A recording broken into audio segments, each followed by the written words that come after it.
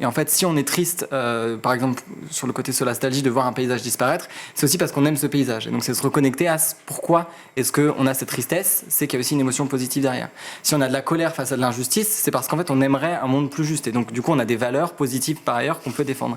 Et donc, se raccrocher à ça, c'est aussi se dire, je peux être dans une forme positive, dans un combat qui est positif, parce que je sais pourquoi je lutte, pour quelle chose je lutte, pour quel modèle de société, et pas uniquement contre quoi. Et c'est du coup essayer de voir ça de manière un peu plus positive d'une certaine manière. Juste avant la récré, en quelques secondes, vous suggérez aussi de lâcher prise en disant attention, le lâcher prise, ça n'est pas du tout le renoncement. Bah oui, alors c'est important de trouver un juste milieu. Moi, je m'adresse surtout à celles et ceux qui sont, on va parler d'hypersensibilité après, mais ceux qui sont hypersensibles, alors c'est facile à dire, mais de lâcher prise sur ce sur quoi on n'a pas de pouvoir. C'est ça.